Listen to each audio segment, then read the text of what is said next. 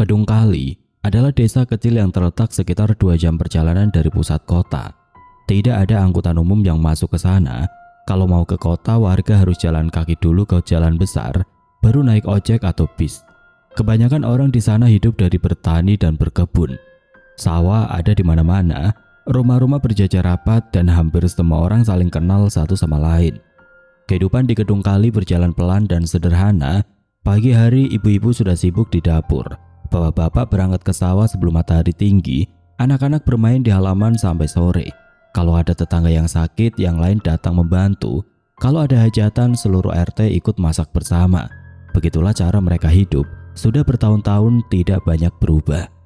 Di salah satu sudut desa itu tinggal Hartini. Usianya baru 24 tahun. Dia istri Muklis, seorang buruh tani yang sehari-harinya bekerja di sawah milik orang lain. Mereka tinggal di rumah kecil warisan orang tua Muklis, tidak jauh dari rumah Bu Sumi, ibu kandung Hartini. Hartini dikenal sebagai perempuan yang murah senyum dan ringan tangan. Kalau ada tetangga yang butuh bantuan, dia yang pertama datang. Warga sekitar menyukainya. Saat itu Hartini sedang hamil 7 bulan, perutnya sudah cukup besar. Dia masih aktif bergerak, masih sering masak sendiri, sesekali membantu Bu Sumi berjualan sayur di depan rumah. Muklis sudah berkali-kali bilang supaya Hartini tidak terlalu banyak bergerak, tapi Hartini selalu menjawab, "Tenang mas, baik-baik saja." Sore itu sekitar pukul 4 lebih, Hartini sedang di halaman belakang rumah. Dia hendak mengambil jemuran yang sudah kering. Tanah di sana memang sedikit licin karena habis diguyur hujan. Hartini melangkah terlalu cepat. Kakinya tergelincir dan dia jatuh ke samping dengan keras. Tetangga sebelah yang kebetulan sedang di luar mendengar suara bantingan dan langsung berlari ke arah suara. Dia menemukan Hartini terduduk di tanah, wajahnya pucat dan ada darah yang mulai terlihat di bagian bawah tubuhnya. Muklis yang sedang istirahat di dalam rumah langsung dipanggil. Begitu melihat kondisi istrinya, dia panik. Tidak ada mobil di sekitar sana. Muklis langsung teriak minta tolong ke tetangga. 2 orang laki-laki dari rumah sebelah keluar.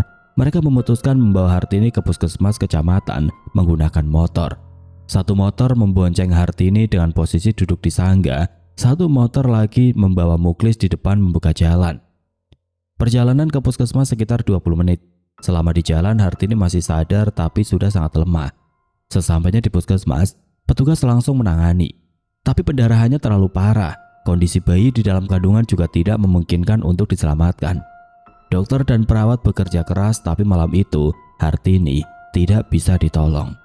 Dia meninggal beberapa jam setelah masuk puskesmas. Bayinya ikut tidak terselamatkan. Muklis duduk di luar ruangan, tidak bergerak, tidak menangis, hanya diam. Kabar itu menyebar cepat ke seluruh desa. Malam itu juga warga berdatangan ke rumah keluarga. Bu Sumi begitu mendengar anaknya meninggal, langsung pingsan di depan pintu. Harus digotong masuk dan dibaringkan di kasur oleh beberapa tetangga perempuan. 2 hari kemudian pemakaman dilaksanakan. Sederhana tapi hampir seluruh warga desa hadir. Hartini dimakamkan di pemakaman desa, tidak jauh dari rumahnya. Setelah itu kehidupan di Kedung Kali perlahan kembali seperti biasa. Muklis kembali ke sawah. Bu Sumi kembali berjualan meski matanya masih sering merah. Warga lain juga melanjutkan rutinitasnya masing-masing. Sementara desa tempat Hartini dimakamkan perlahan kembali sunyi, kehidupan di desa sebelah tetap berjalan seperti biasa. Tidak jauh dari sana, sekitar 2 km ke arah timur, ada sebuah rumah yang bagian depannya dipasang papan nama kecil bertuliskan Praktik Bidan Saro. Bidan Saro sudah tinggal dan buka praktik di rumah itu lebih dari 15 tahun. Usianya 52 tahun, tubuhnya tegap untuk perempuan seusianya. Rambutnya sudah mulai memutih di bagian pelipis, dan kalau sedang bertugas dia selalu memakai celemek putih yang dilipat rapi setiap habis dipakai. Warga sekitar mengenalnya sebagai orang yang tidak banyak basa-basi, tapi kalau ada yang butuh bantuan, dia tidak pernah menolak. Tegas di luar, hangat di dalam. Begitu orang-orang biasa menggambarkannya. Rumahnya tidak besar, tapi tertata rapi. Ruang tamu di bagian depan difungsikan sebagai ruang tunggu. Ada 4 kursi plastik yang disusun di sepanjang dinding, sebuah meja kecil dengan beberapa majalah lama di atasnya, dan 1 jam dinding bulat yang bunyinya terdengar jelas waktu suasana sedang sepi.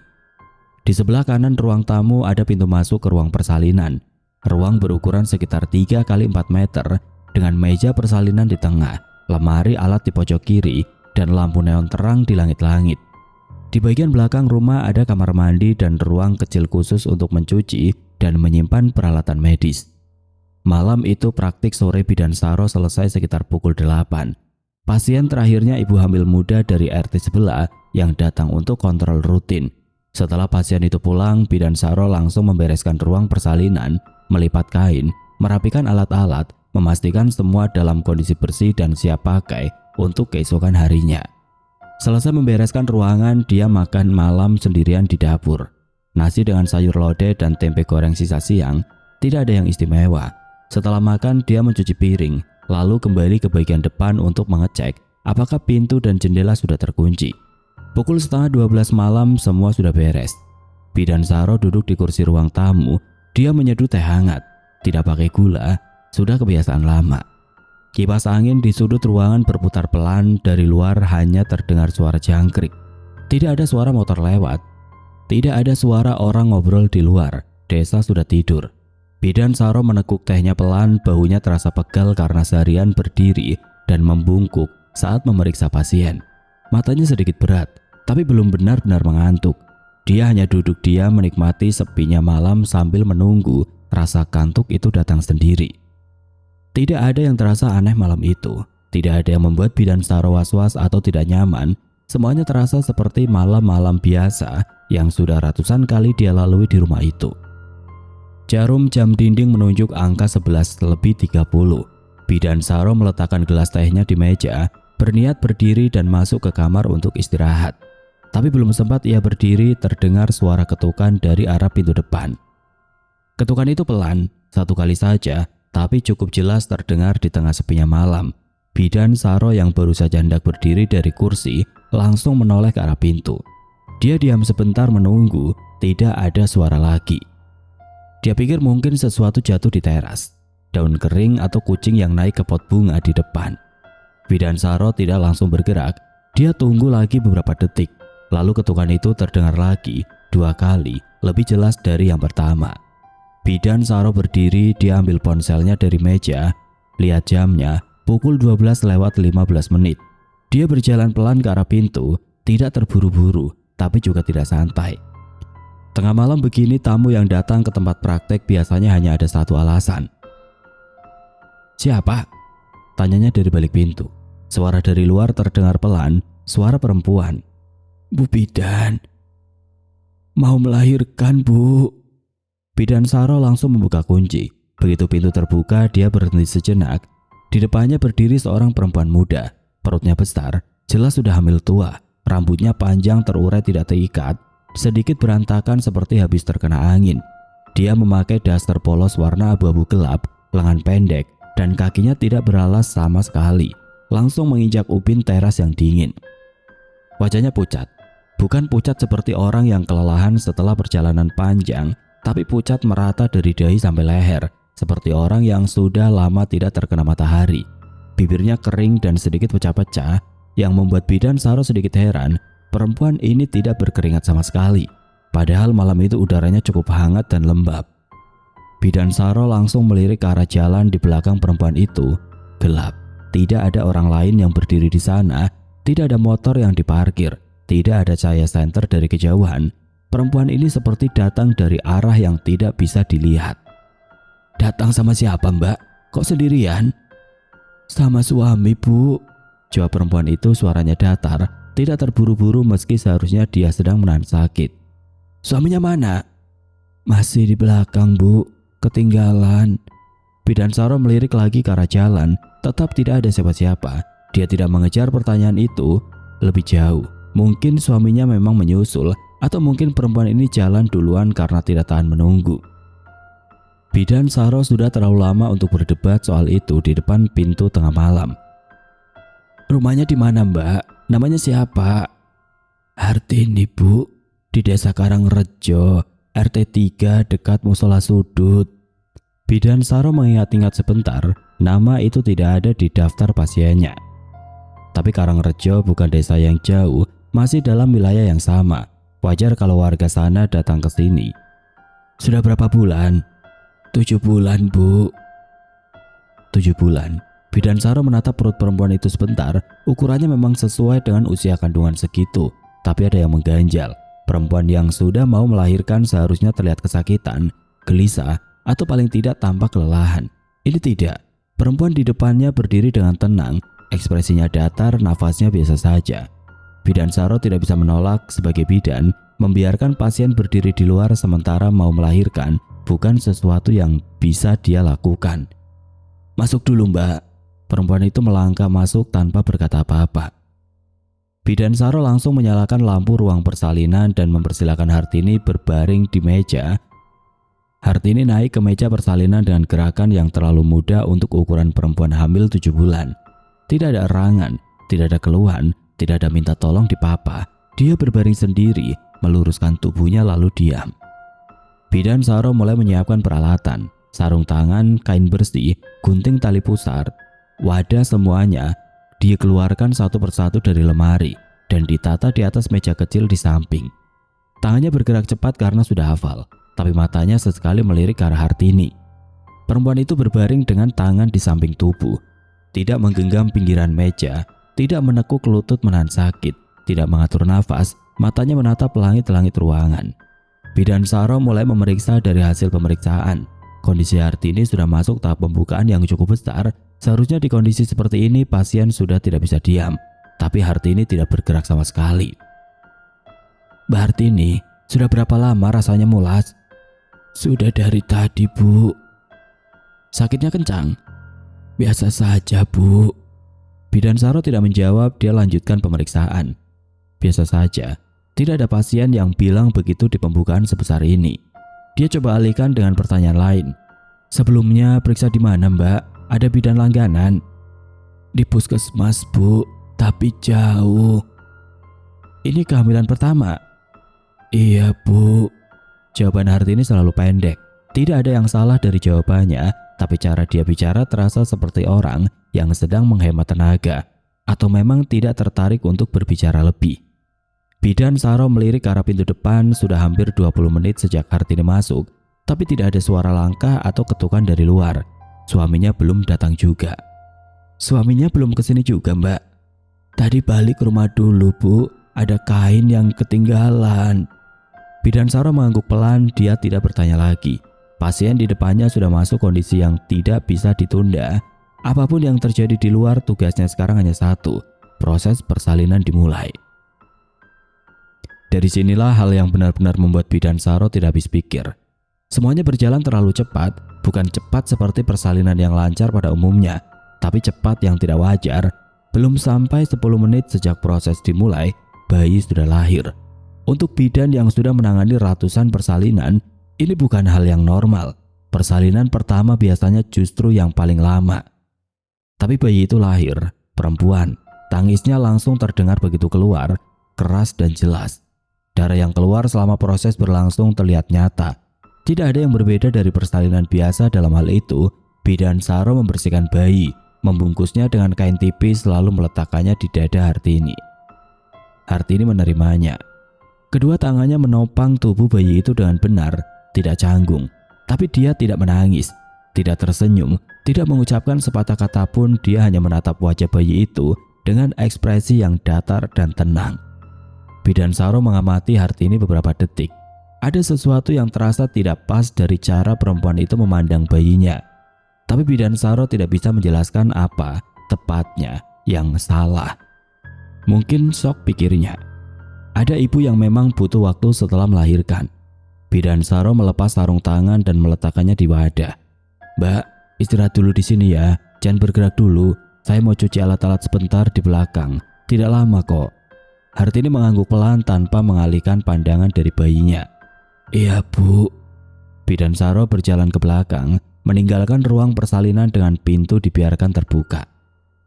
Ruang cuci alat di bagian belakang rumah tidak terlalu besar. Ada wastafel, rak kecil untuk meletakkan peralatan yang sudah dibersihkan, dan ember berisi larutan antiseptik. Bidan Saro mulai bekerja, merendam alat-alat yang sudah dipakai, lalu mencucinya satu persatu dengan teliti. Tangannya bergerak cepat karena sudah hafal urutannya. Dari tempat dia berdiri, suara dari ruang persalinan masih bisa terdengar samar. Tangisan bayi tadi terdengar pelan, naik turun seperti bayi yang baru saja kenyang menangis dan mulai mengantuk. Bidansara mendengarnya sambil terus bekerja. Itu suara yang biasa dia dengar setelah persalinan selesai dan biasanya artinya semuanya baik-baik saja. Sekitar 5 menit berlalu, suara tangisan itu berhenti. Bidansara tidak langsung khawatir. Bayi yang berhenti menangis biasanya sedang disusui atau sudah tertidur di dada ibunya. Dia tetap melanjutkan pekerjaannya, membilas alat terakhir di bawah air mengalir.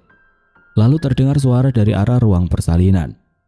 Bukan suara pelan, suaranya keras seperti wadah plastik atau nampan yang jatuh ke lantai dan memantul sekali sebelum berhenti. Bidansara langsung berhenti, tangannya tidak bergerak, dia mendengarkan. Setelah itu, sunyi. Tidak ada suara Hartini memanggil, tidak ada suara bayi menangis lagi, tidak ada suara apapun dari arah sana. Bidansara meletakkan alat yang ada di tangannya, mengelap tangan seadanya dengan kain di dekat wastafel, lalu berjalan cepat ke arah ruang persalinan. Pintu ruangan masih terbuka seperti saat dia tinggalkan tadi. Bidansara masuk, dia berhenti di ambang pintu.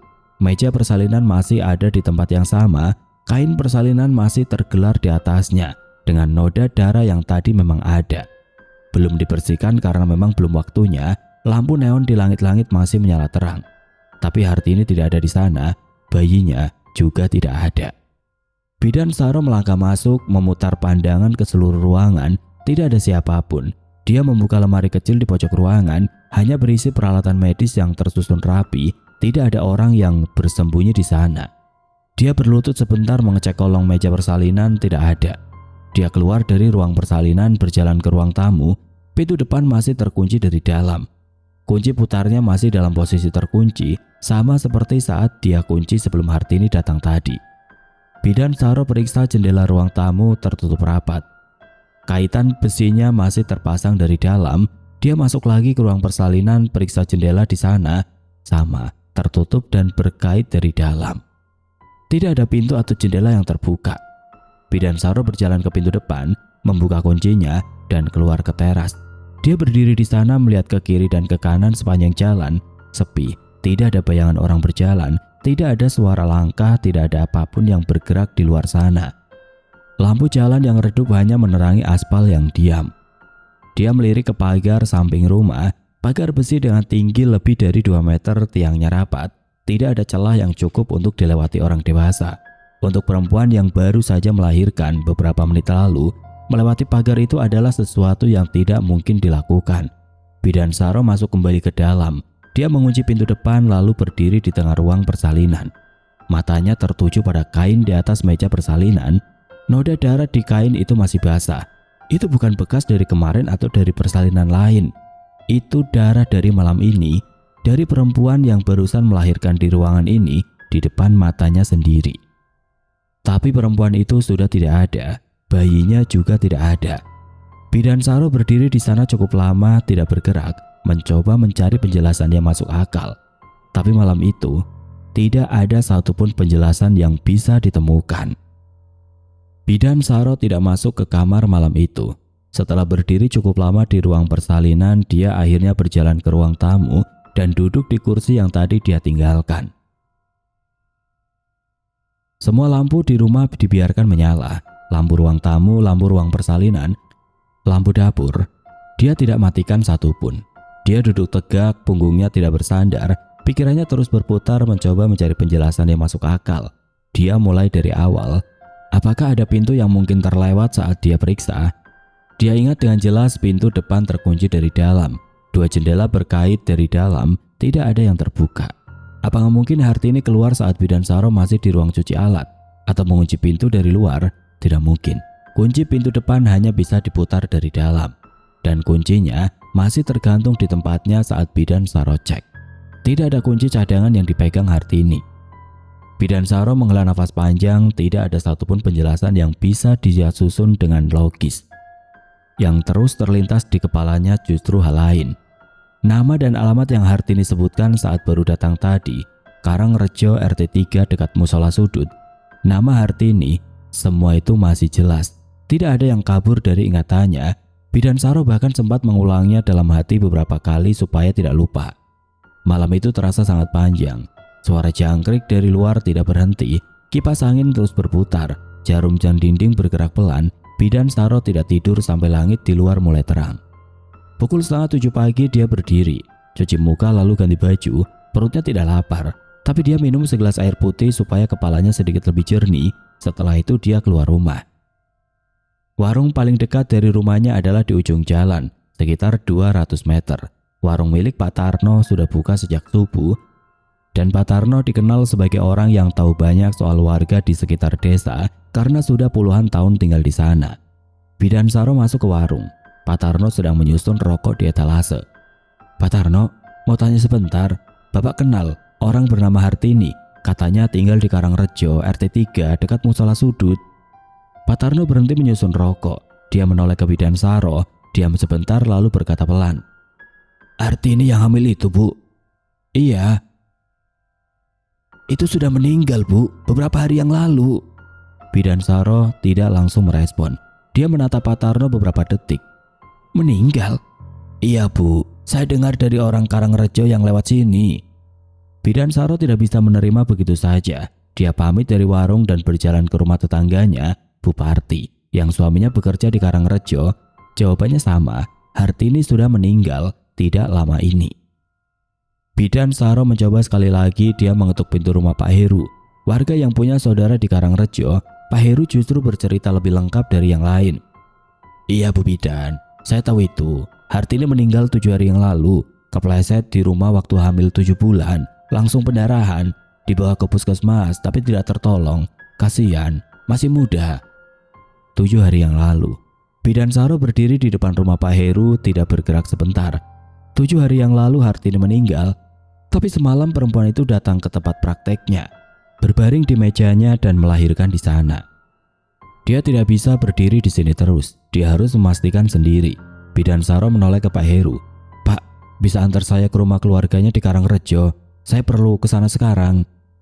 Pak Heru melihat wajah Bidan Saro. Serius tidak main-main, dia mengangguk. "Tunggu sebentar, saya ambil kunci motor dulu." Perjalanan ke Karangrejo dengan motor Pak Heru tidak sampai 20 menit. Bidan Saro duduk di boncengan tanpa banyak bicara. Pikirannya masih di malam tadi, di ruang persalinan yang mendadak sepi, di kain berdarah yang ditinggalkan begitu saja. Pak Heru berhenti di depan sebuah rumah dengan pagar kayu rendah. Di atas pintu masuk tergantung selai kain berwarna hitam, tanda duka yang biasa dipasang warga kampung setelah ada anggota keluarga yang baru meninggal. Pak Heru menunggu di luar. Bidan Saro melangkah masuk sendirian dan mengetuk pintu. Beberapa detik kemudian pintu terbuka. Perempuan yang membuka pintu itu usianya sekitar 50-an, matanya sembab dan merah, wajahnya terlihat lelah seperti orang yang sudah beberapa hari tidak tidur nyenyak. Itu Bu Sumi. "Iya, ada apa, Mbak?" Bidan Saro memperkenalkan diri. "Saya Bidan Saro, Bu, praktik di desa sebelah. Maaf, saya datang pagi-pagi. Saya mau tanya soal anak Ibu Hartini." Bu Sumi menatapnya sebentar lalu mempersilahkan masuk. Mereka duduk di ruang tamu. Bidan Saro langsung menjelaskan dengan tenang.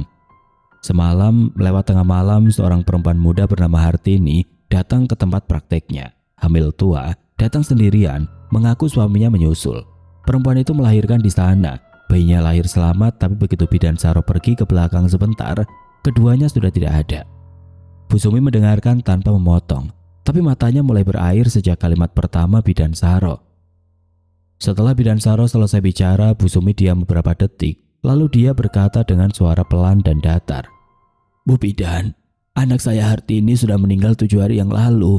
Kami sudah makamkan dia." Bidan Saro tidak berkata apa-apa.